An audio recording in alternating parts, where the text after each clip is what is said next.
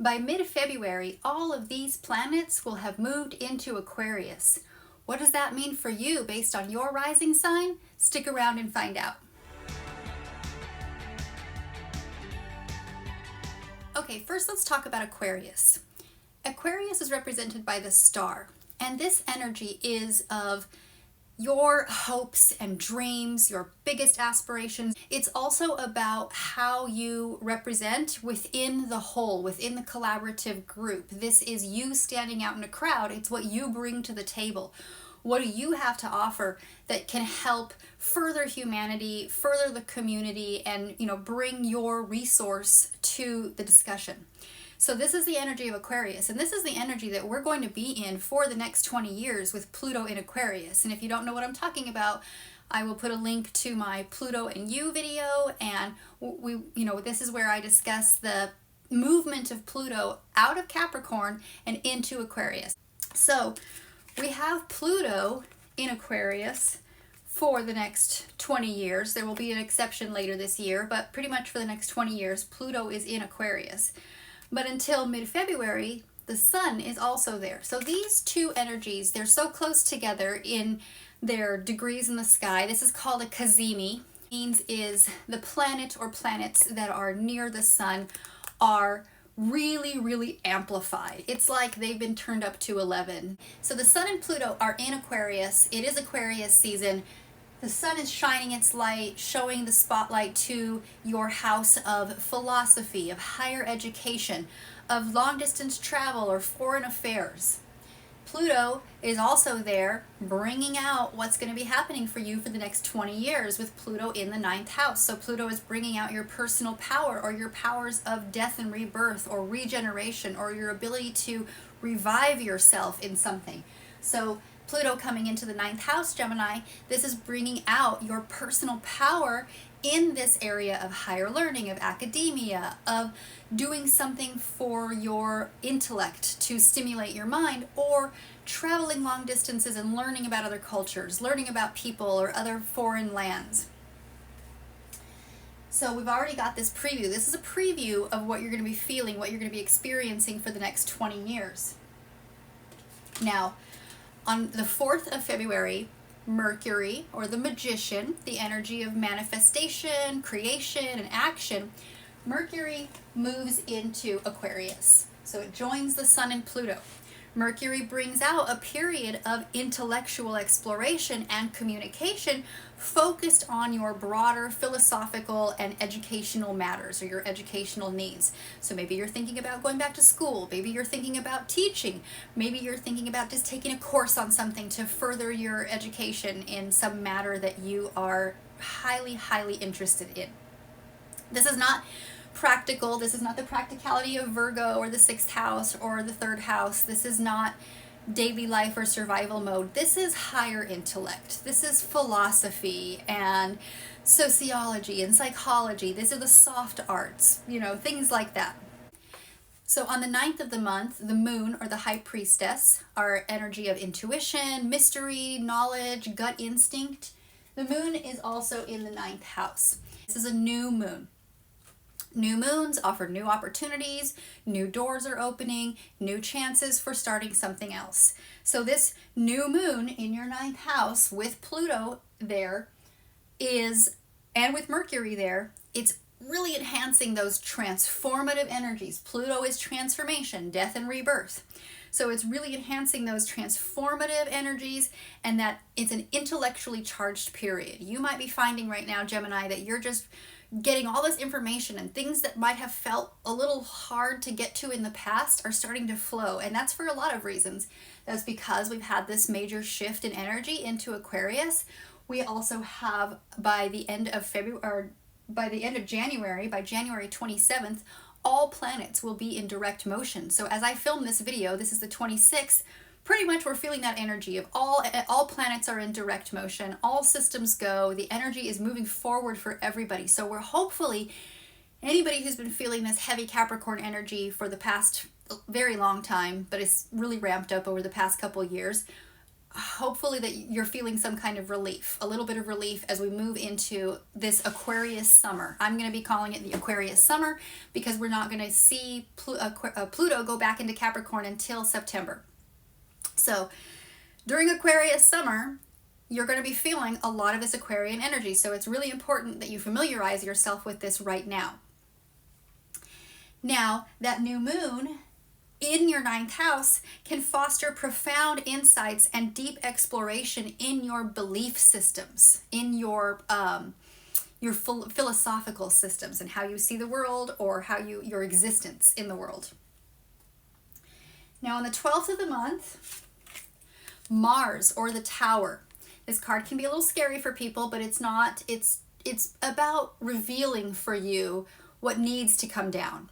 What structures are weak. Mars is raw energy. So imagine a lightning bolt hitting a structure. If it's a weak structure, it's going to collapse just like this. Just like this lightning bolt here, it hits this structure, and if the structure is weak, the structure's not going to handle it. But if the structure is strong, well, it's just going to purge what it doesn't need anymore, and it's going to, continue being strong. So Mars is action. It's raw energy. So Mars moving into this ninth house, well, Mars brings that energy. So you're alive, you're awakened, you've gotten that, jolt of caffeine, that energy that's come from Mars. It's energizing these pursuits of higher knowledge, of travel, and unconventional beliefs. You are sparking dynamic exploration and action in this area of life, of higher education, philosophy, teaching. The words that come to mind for me is being the sage. You're getting ready to be the sage. You're getting ready to show. The opposite of the ninth house is the third house. And in the third house, that's sort of like elementary education. That's where we learn the practical basics of life. But then we get up across, and it's the higher education where we go and explore these things in life that we find, really interesting.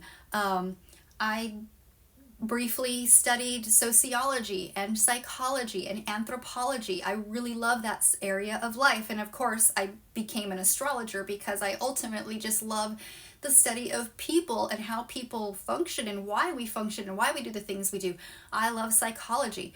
I was thrilled when I discovered that Carl Jung, who is thought of to be one of the fathers of modern psychology, used astrology with his patients. Carl Jung would have birth charts for all of his clients and would utilize the birth chart information when dispensing advice or counseling or whatever it was that he did, doing his studies. So anyway, so this is a period where we're really focused on that exploration of higher mind, higher philosophy, higher intellect. Now, last to this Pisces or this Aquarius party, but not least important, is Venus. Venus is abundance, fertility, growth. It's also values. It's sociability and beauty in all things. So Venus comes and enters this party here. We're going to just kind of, I had a feeling that was going to happen. We're just going to squeeze it in there where we can. See, this party is this house is so full, you can't even fit all the planets in there. So Venus, we all know, she's the goddess of love, the goddess of beauty. Venus comes into this ninth house, and this brings a period of seeking unconventional forms of love, unconventional forms of pleasure.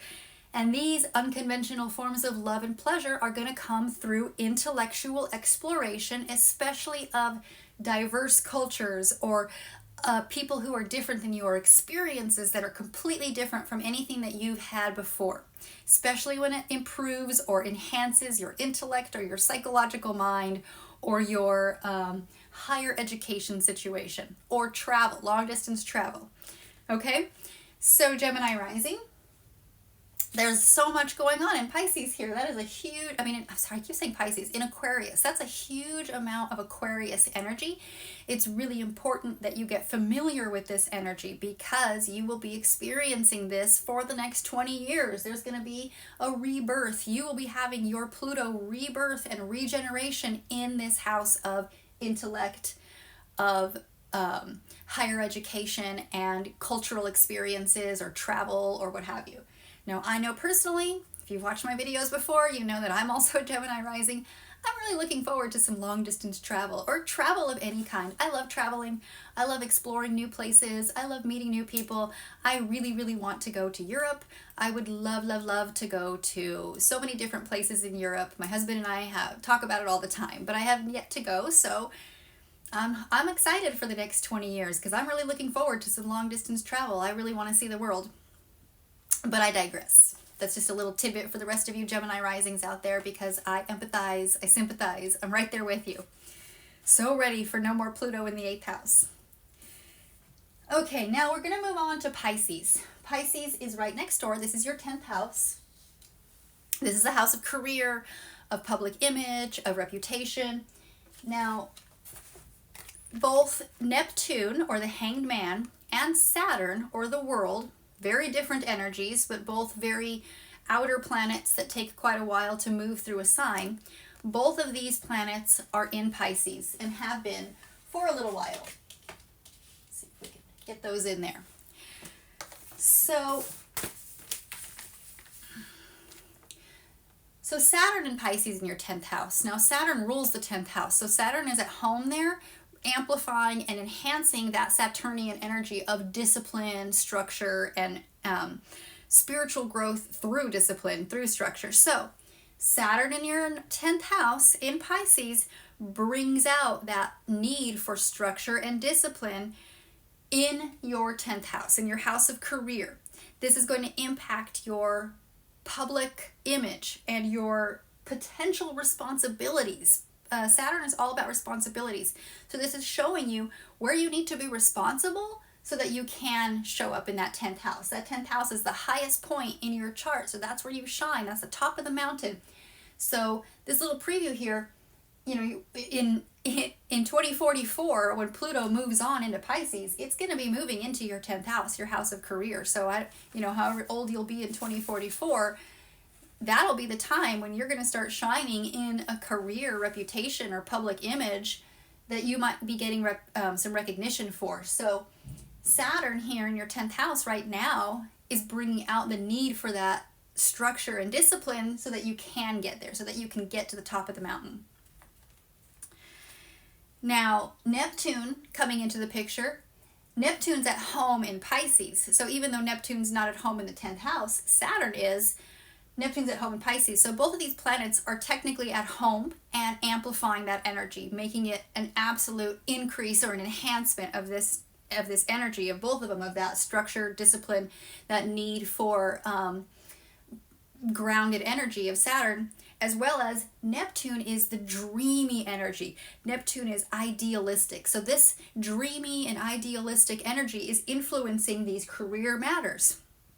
It's prompting a need for a lot of discernment in these professional pursuits. Maybe you've been not realistic about where you want your career goals, where you want to be seen at in the next 20 years. So this Neptune is showing you that you need to be more discerning. You need to be more aware of what is realistic and what is just a fantasy, what is a pipe dream. Because sometimes big dreams, you can reach big goals, miracles happen or whatever, hard work can get to this aspiration, but some things are just completely unrealistic, and you need to really work on what is realistic for you in a career sense, in a public image sense, or in a reputation sense. Okay, on the 18th of the month, the sun moves into Pisces.